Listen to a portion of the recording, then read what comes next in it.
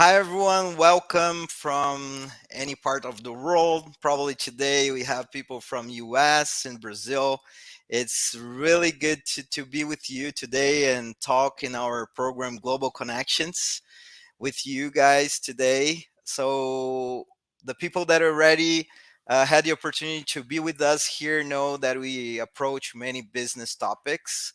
Global Connections is a program that we have lives. We have many other types of content and business. It's an educational corporate program.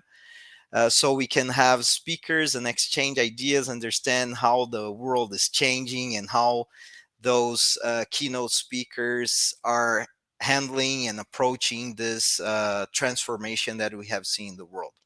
Global Connections is a program sponsored by Netwire. Netwire is a global company that handles content solutions throughout the world, mainly in US, Europe, Latin America, but many other parts of the world. Netwire is specialized in corporate content and internationalization of those content. Uh, Thank you, Mae and Jason, again to be with us here. Thank you very much. They are from Australia, so we are everybody here is a very different time zones. Thank you very much to make room to make time to be with us. Thank you, Mae. Thank you, Jason.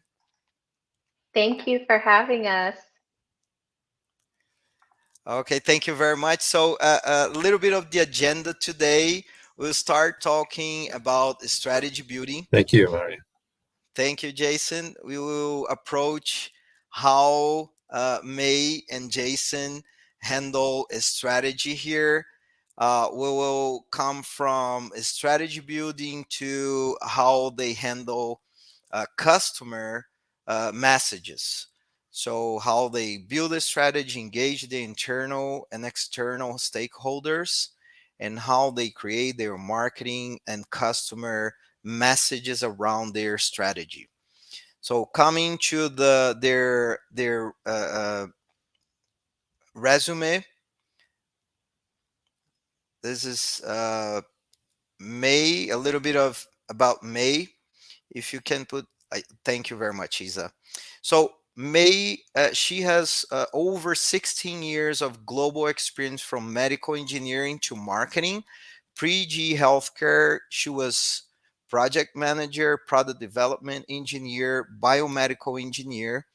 Within GE, she enrolled and took part in the ECLP Experience Commercial Leadership Program in many different roles for during 2 years: commercial launch leader, global Salesforce leader, strategic customer solutions, and service web zone marketing. Many nice experience that will uh, make her special for us today here to share her knowledge and experience. Then she was in a pricing manager role, in a global pricing manager role with many responsibilities and understanding strategy to price properly GE healthcare products.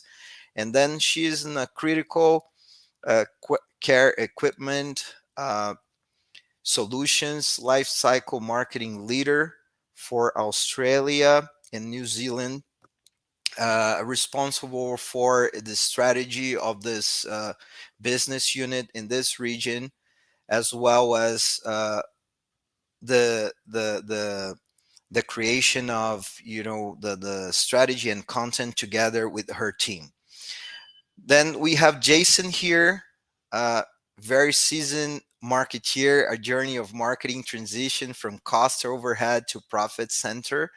So pre-G roles, he was corporate marketing and communication advisor, marketing manager, client communication marketing manager. Now he's with GE and he started as a marketing communication leader. He's based out of Australia. Many important responsibilities with channels, different channels, content marketing initiatives from one-on-one and one to many programs, working with key stakeholders, leading implementation, e-commerce, and many other digital initiatives. Now he's field and marketing operation leader for the region with many responsibilities. Marketing, budgeting is standardized and on lead campaign management process and many other initiatives. Again, thank you very much. Your experience, your knowledge we will have the pleasure to hear you and learn from you. I have the easiest role here to make comments and questions, and we will have you from you to have the opportunity to learn a lot today. Again, thank you very much. I will start with my first question today, and my first question is to Mae. Mae, uh, if you can help us understand what are the methodologies, what are your favorite methodologies to build the strategies that will engage your team and will make you closer to your customer, how you build the strategies together with your team. Again, thank you Mm. to be with us.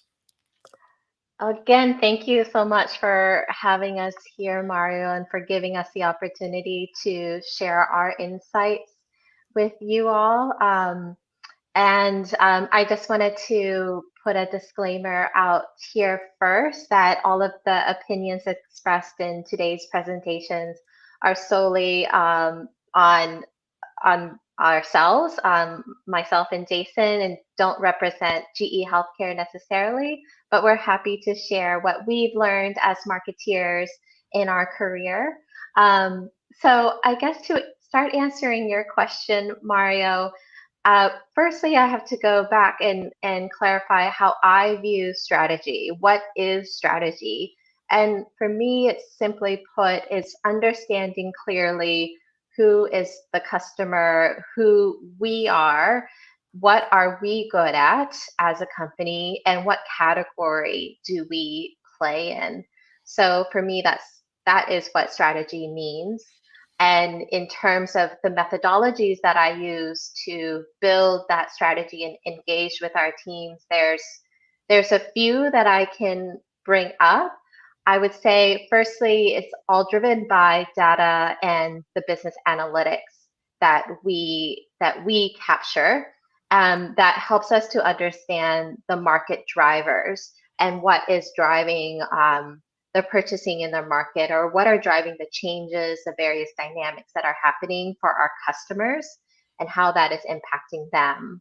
So with getting that data and getting those analytics, it's important that we get that through market research and reports. That helps us to understand our market landscape and our customers.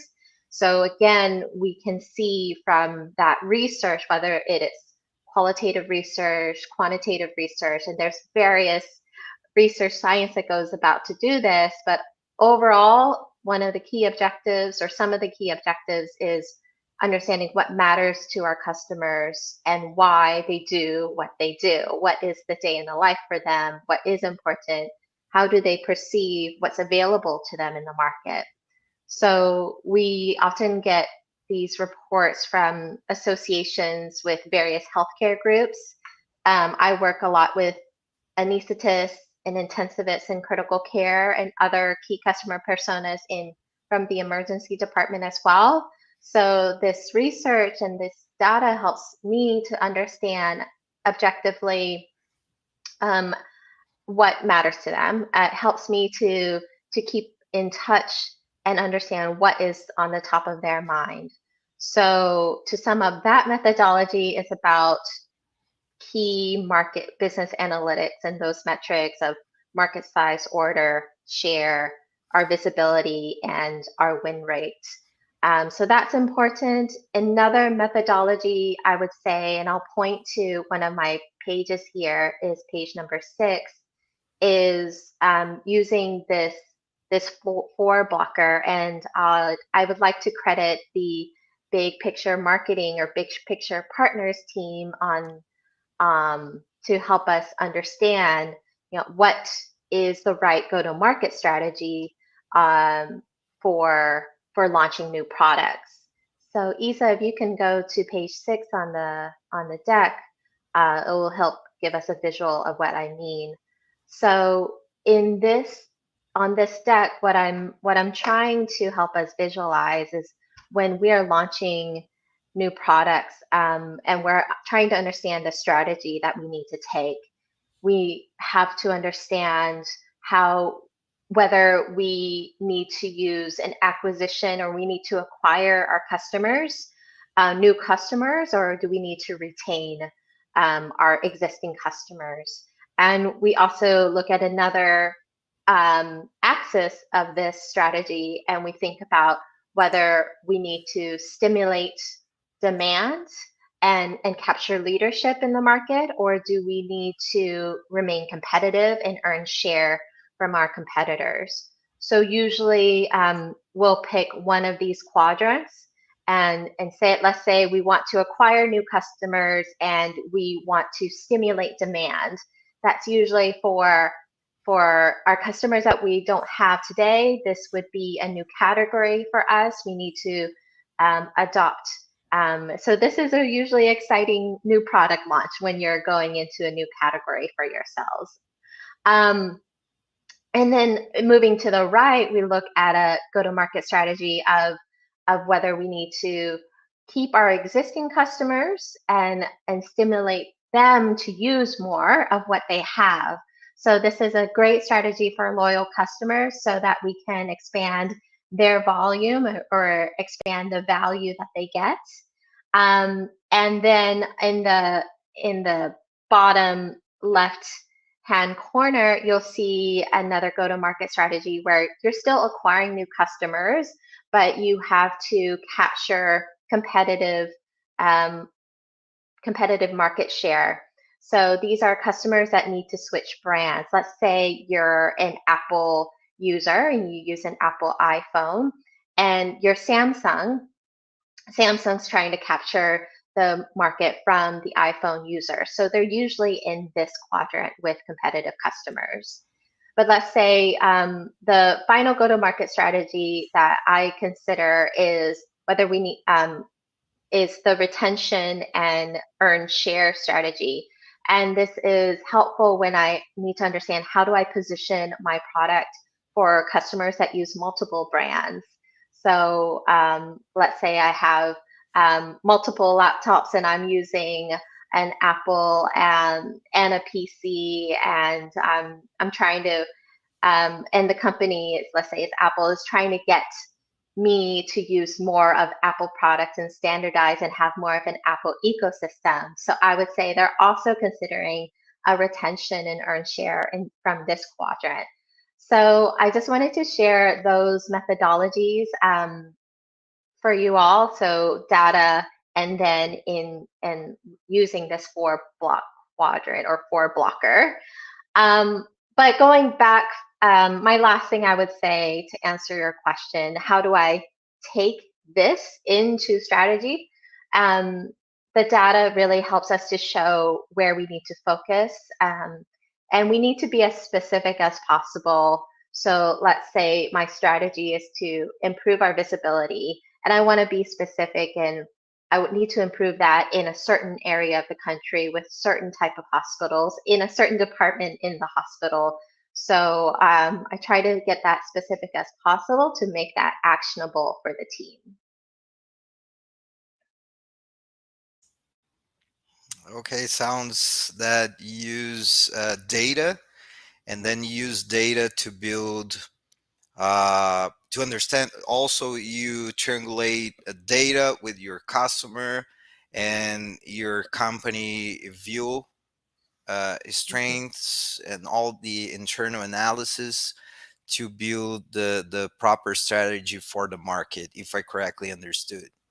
Yes, yeah, absolutely, Mario. Yeah. Okay, thank you very much. I have another question for you.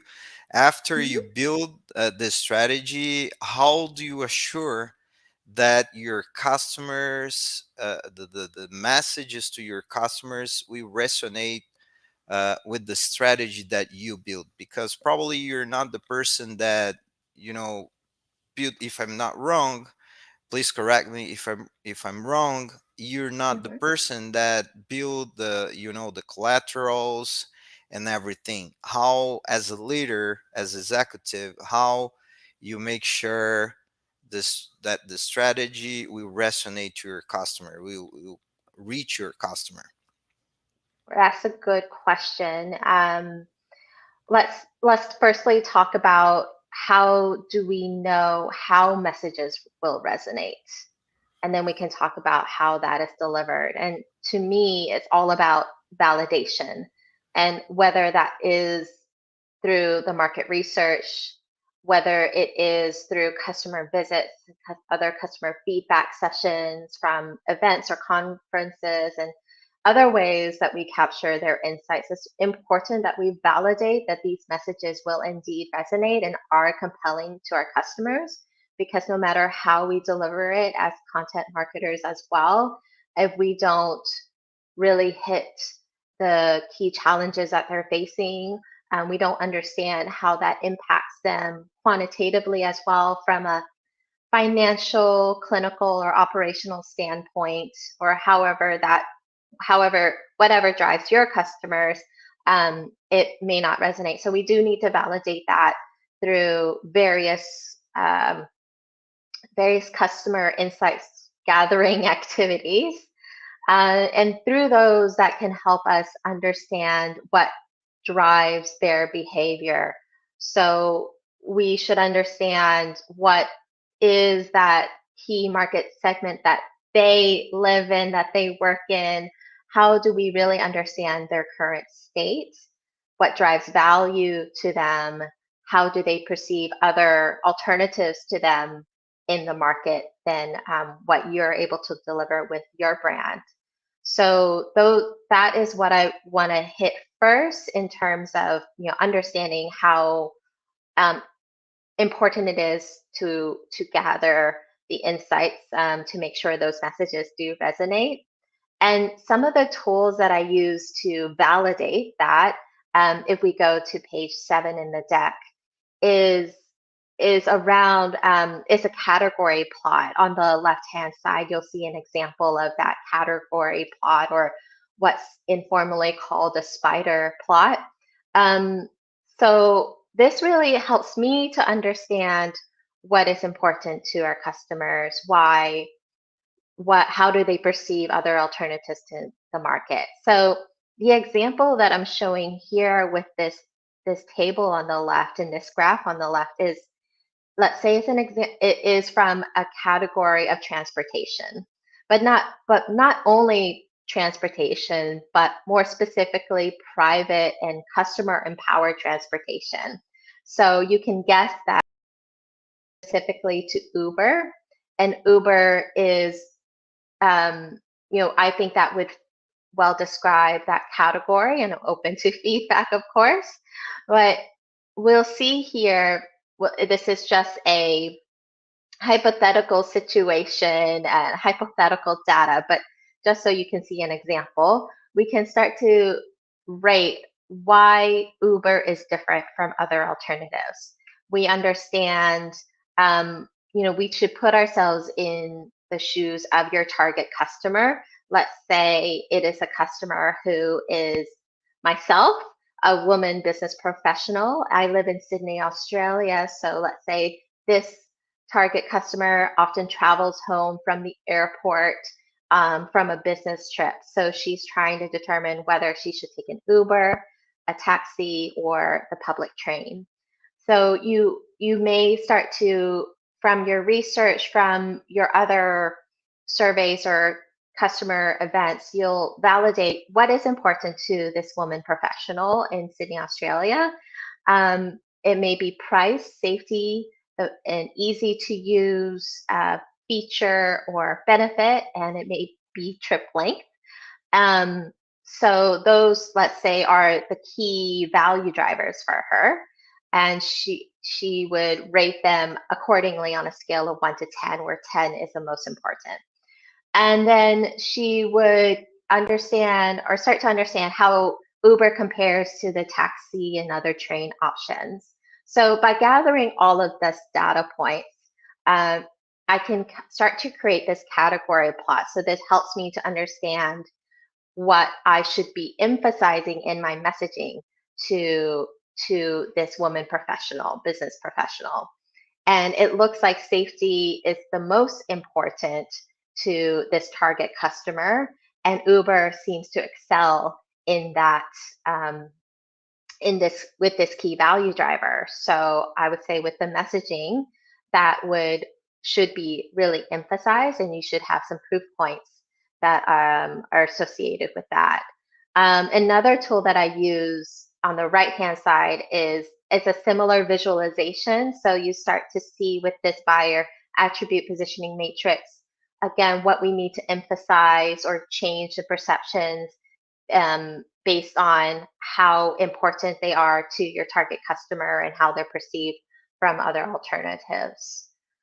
Um, so that's a verbose way of explaining or answering part of your question, Mario. But when I think about whether it will be received by the customer, I think about how we look at the customer journey.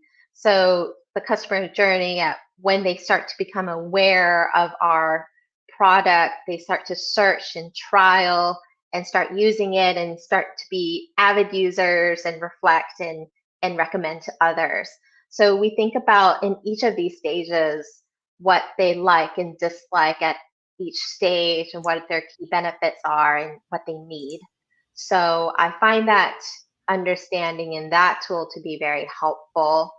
Um, and I guess another, I'm sorry if I'm taking a lot of time, but I No, would say it's great. It was that's good. amazing. It's beautiful to see the matrix Yeah, and how you guys use methodologies, and you're uh, backed up by data that support yeah. your decisions. That definitely is, it's amazing. It's really nice to see the methodologies.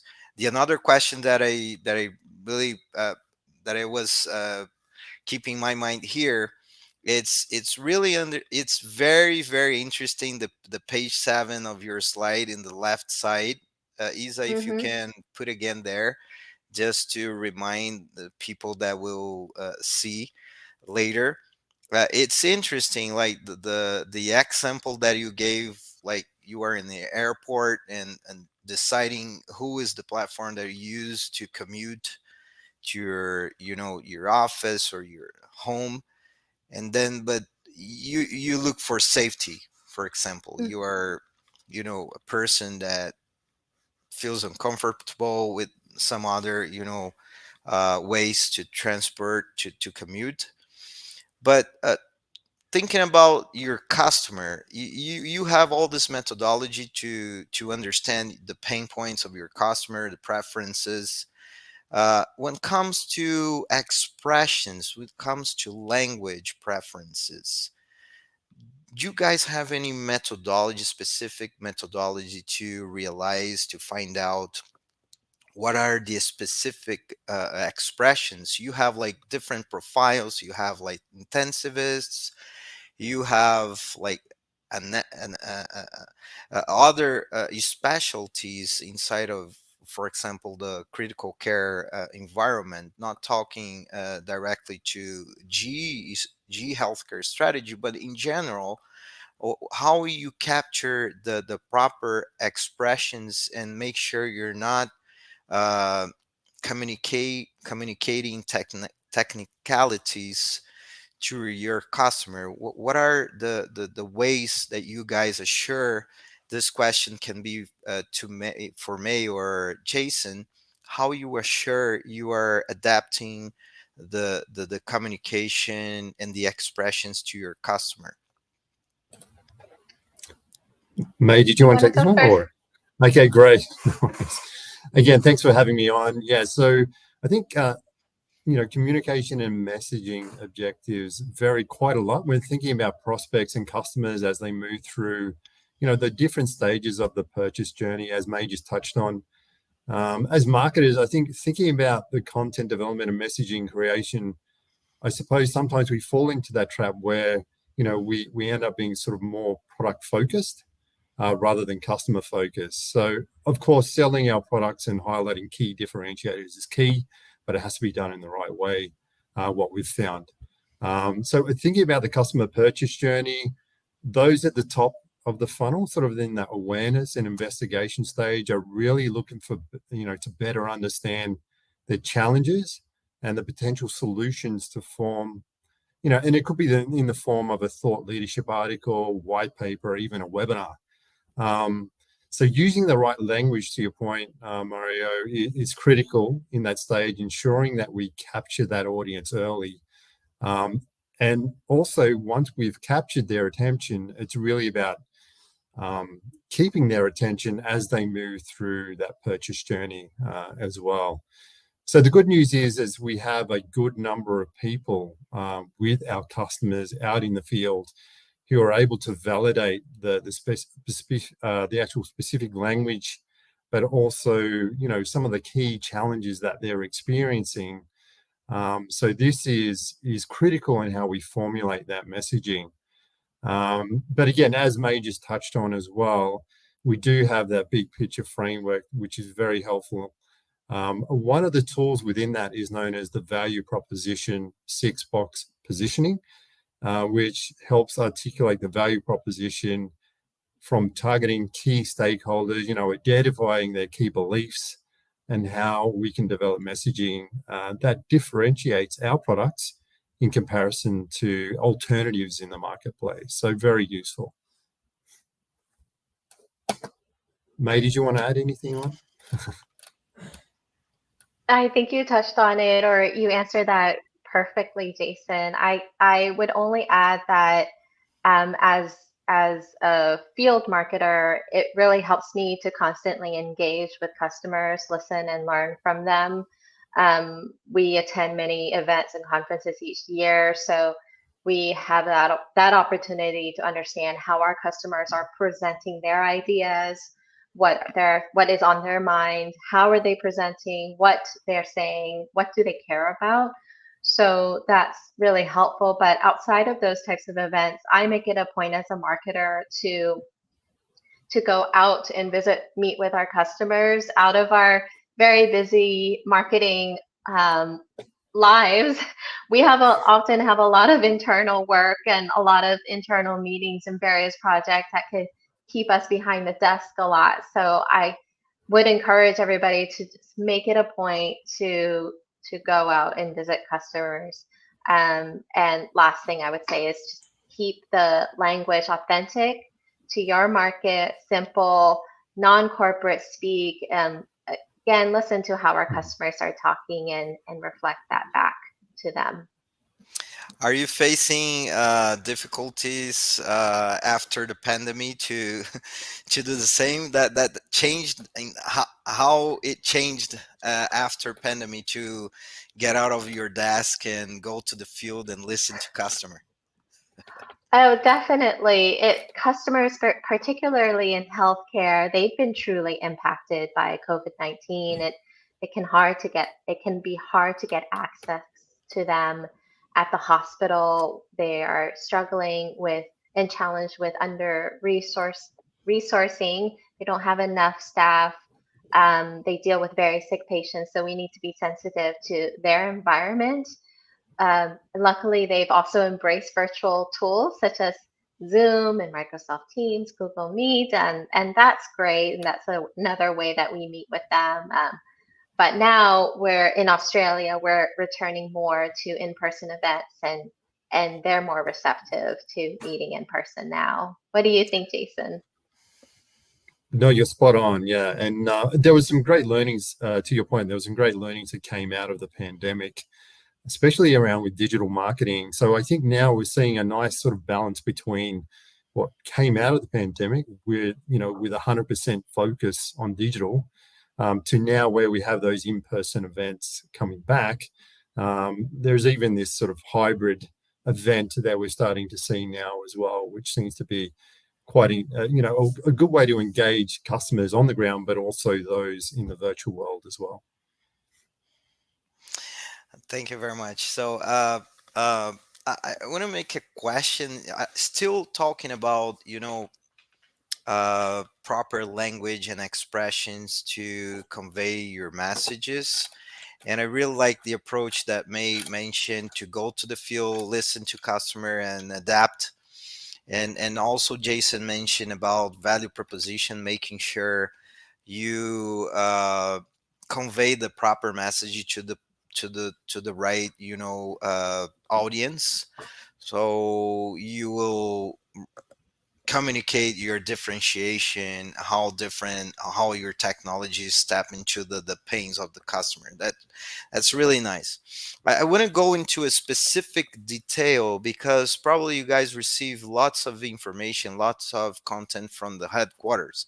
If I'm not wrong, the headquarters in US, right? Is that correct? Yes, indeed, it is correct. Chicago, Illinois. Yeah, in many companies, usually you are in Australia, and English has some subtle differences in communication from the English that you receive, from the content that you receive from US. And we have seen NetWire, we're a company of corporate content, and we have seen some interesting good practices and some examples that are very challenging and very dangerous for company when it comes to language issues. How do you guys make sure that those mistakes are not going to happening with you? You have people Yeah. that review the material. You have people that make sure you are in a good shape in terms of expressions coming from US to Australian English.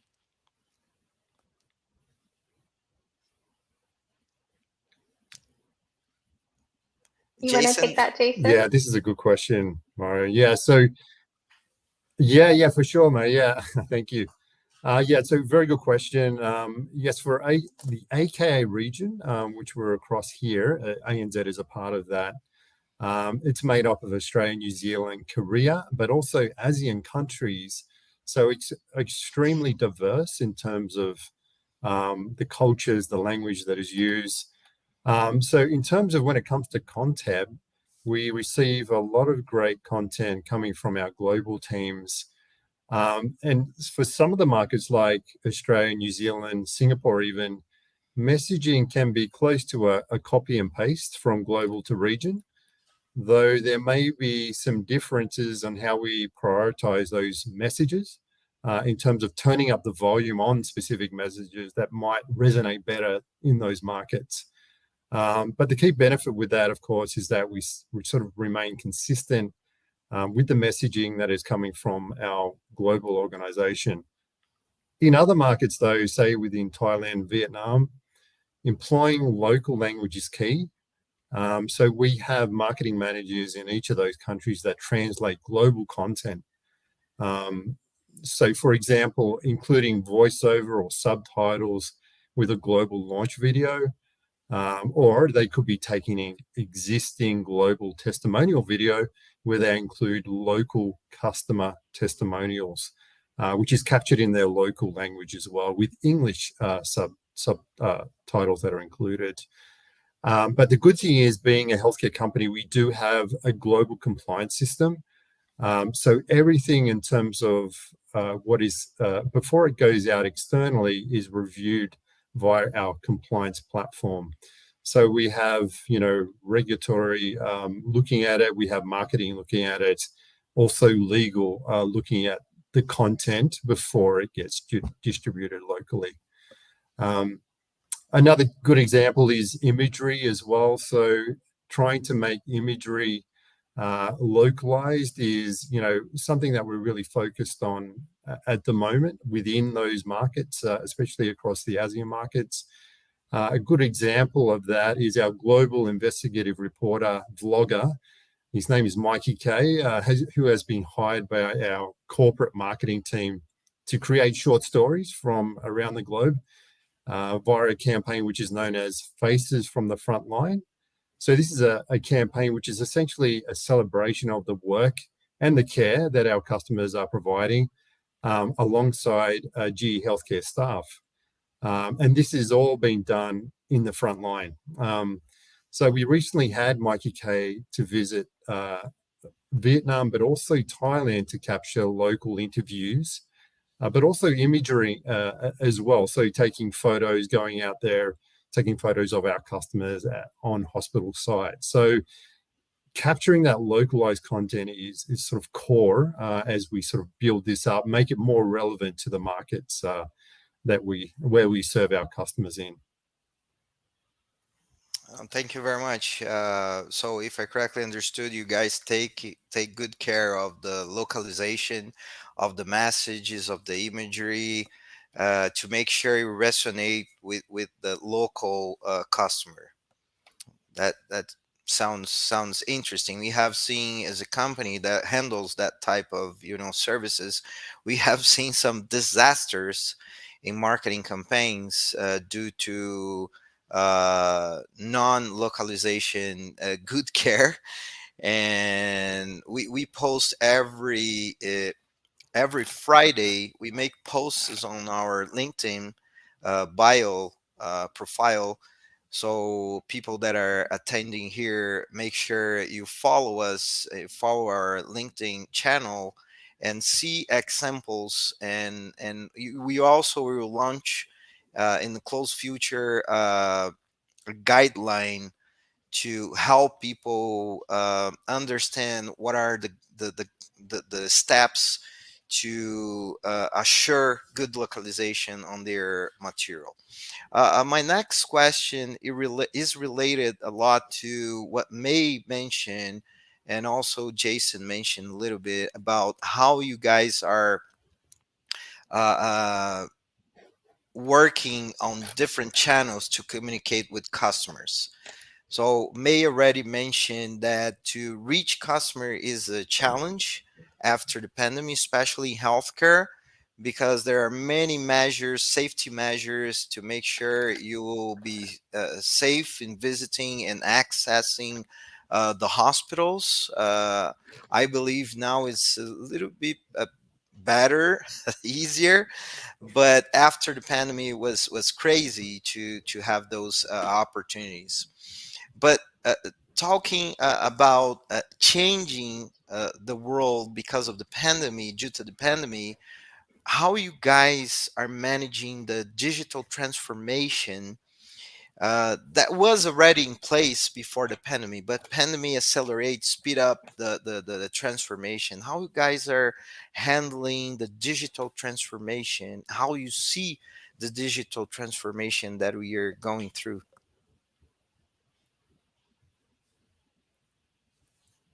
Jason, can you first Yeah, on your sure. side Yeah, so of the customer handle, and then May also can add a little bit more on that, please. great. Yeah, so from, as you said, as you touched on, Mario, the pandemic period was definitely a wild ride, but really invaluable in terms of learnings that came out of that.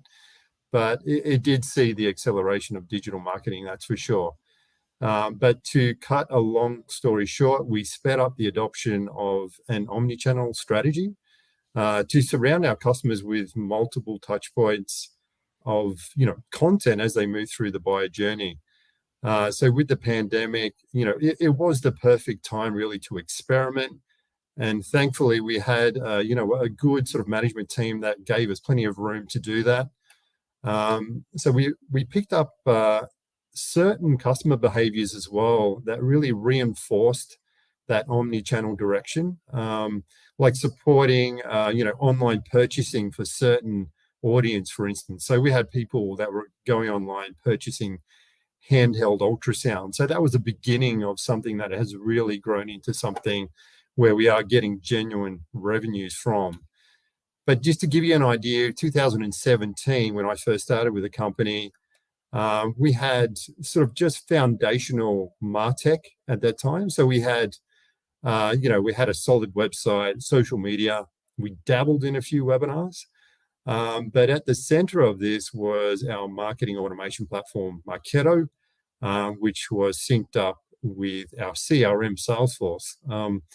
So we had those five sort of foundational channels, but that sort of grew to 13 or 14 different channels and capabilities in 2021 during that pandemic period. So we really saw the adoption of new sort of capabilities during that time. And that includes e-commerce, live chat on our website where, visitors were looking for that two-way conversation, sales enablement as well. So we had a sales enablement tool that was deployed with our sales team. And that gave them the ability to share compliant content with customers, but also track interactions. Account-based marketing, it's another great platform where we've introduced that's given us the ability to target customers specific to where they are in the buyer journey. And because of the increase in digital leads that we're getting, we've had to employ an inside sales team to actually cater for all the lead inquiries that we're getting. And from that, we're actually seeing more returns, which is fantastic. I want to Right. just make a quick comment before we listen to May comments. But I have worked over 20 years in healthcare, like medical device and pharma companies, big companies, and I thought was impossible to have digital leads, as you mentioned, prior to pandemic. I was like, oh, it's impossible to send like maybe a ultrasound, but like uh, tomography or any other big equipment. I thought was impossible, but boom, the pandemic came and it is changed. I have seen companies selling big, expensive equipment through the internet. So it's amazing how digital is changing. And listening to you, like you mentioning digital leads, building leads from digital platforms. It's for me, it's incredible how Mm. the healthcare world changed. Yeah, Yeah, absolutely. You're right, Mo. absolutely. So yeah, and just to add to that, I think there's some really good reports out there if you get a chance to see. I think from Forrester and Gartner, they're really showing that trend in terms of digital engagement from customer, especially in the B2B space. But yeah, it's one to watch out for sure. Sorry, mate. Back to No, you. thank you, Go ahead, Jason. mate. I would absolutely agree. I think our customers are spending over half of their buying journey on various channels that they may see online already before they start talking to our sales team. So our sales teams have an opportunity now to steer their conversation in a different way. They don't have to spend so much time with a general awareness of what is the problem that we're solving with our customers, but they can be more of consultants and really understanding our customers' environment and seeing how the products fit within their workflow or how they need to use it to solve for the key problems that they face. So that would be the only other thing that I would add is digital marketing helps us to really tailor the content to various stages of that buyer journey. So so that's been very helpful to understand how we build that funnel in a specific way. Thank you. Coming to our final question here, um, is still on the content side.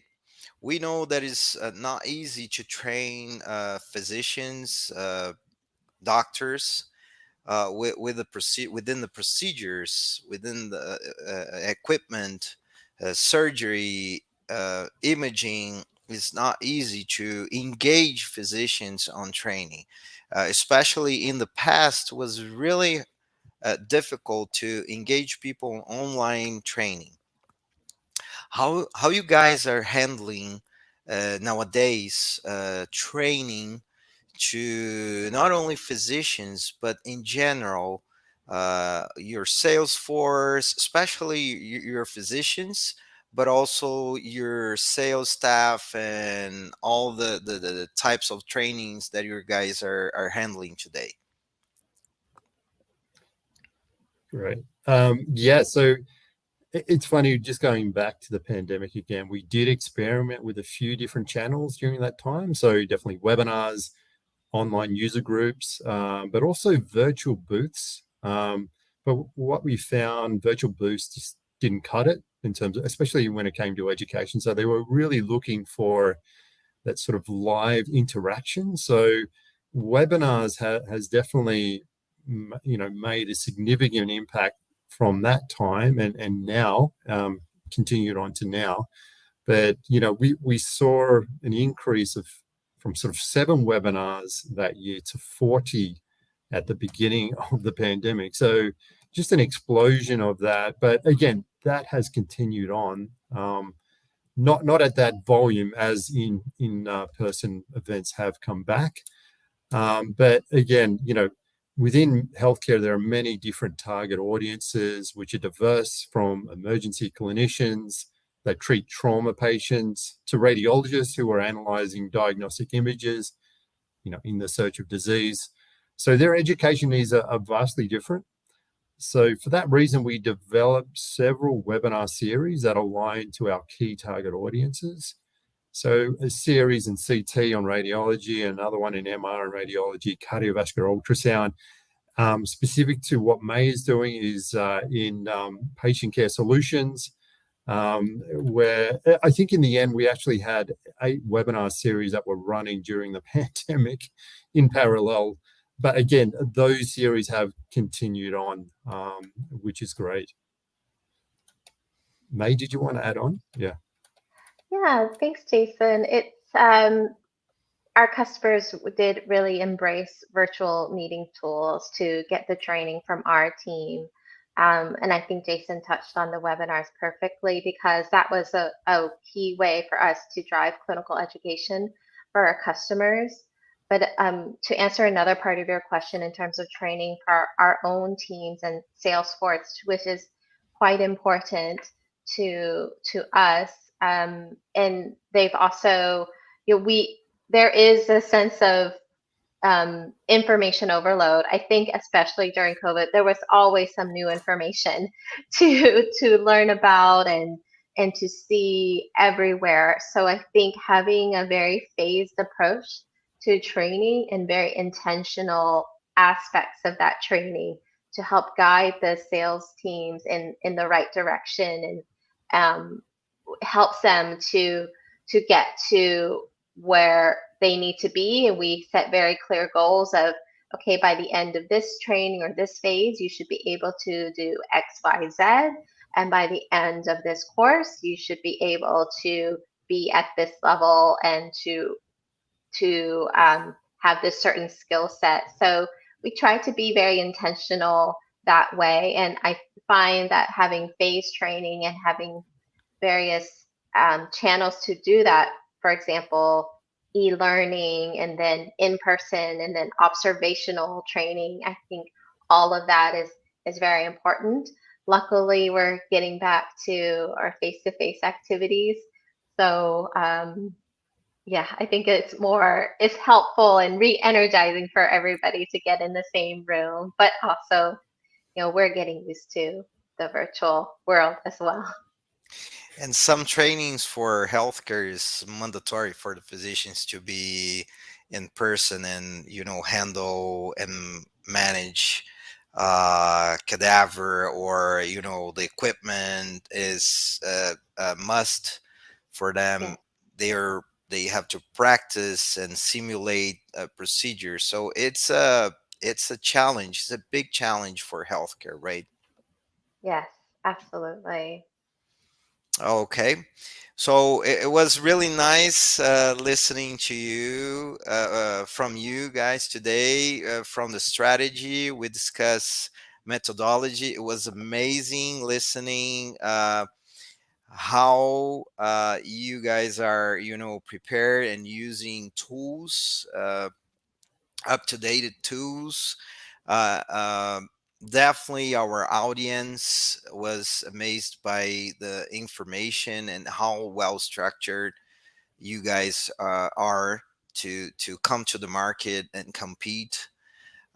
Thank you very much for sharing your personal view on the strategy, sharing how you handle content, how you handle this big transformation that you're going through in this challenging world. Thank you very much. Any last words so we can finish and give the final thoughts here? Um, I guess I would say, in terms of strategy and how we translate that into content marketing, work with, of course, your team to be very clear on that strategy, who understand who you are, what are your core competencies, what matters to our customers, and get that validation from the market and from your customers to understand what is important to them and their perceptions. And then from a content marketing standpoint, don't forget to monitor and track the metrics and how that is campaign is progressing. And thanks to digital marketing and teams like with Jason, that Jason is leading, we're able to track the success of these digital marketing campaigns well. So those are my key takeaways for you. Thanks for having me. Thank you, Jason. We want to hear any Absolutely. Thanks for having us on. advice, any last advice Yeah, for the marketeers out there? of course. Yeah, yeah. Thank you for having us on. And I think May sort of summed that up very nicely. And just to add on to that, I think if you keep sort of your customer sort of core to everything you do, always marrying back channels where they are, you want to be in the same sort of place that they are. Then I think you cannot go wrong. Always keep in mind their key challenges, of course, and how you can sort of match your messaging to that as they move through that buyer journey. So I think if you can stick to that approach, you shouldn't have any issues. Thank you very much, May and Jason. I want to say thank you for everybody that attended and that will attend this section here. Was amazing. Don't miss out. Get to know us on netwire.global. Also, subscribe within our description here in this live. We have a link so you can subscribe for our Global Connections program. Don't forget to go there in our landing page and subscribe. It will be a pleasure to have you in other episodes here. We have a director from another pharma medical device company still this month.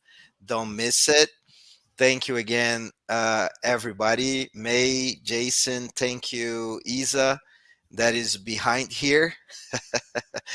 Isa, can you appear up here so we can thank you for your support today, as Hello, usual. everyone. We have Isa in our backstage. Thank you very much, Isa, for all the support. Without Isa, it was impossible to build this program and put in practice. So thank you, everybody. Have a great day, you guys on the other side of the world. And Isa, have a great night. It is late out here. Okay, good night, guys. Thank you so much. Thank you, Thank everyone. you. Bye Bye. bye. Thank you.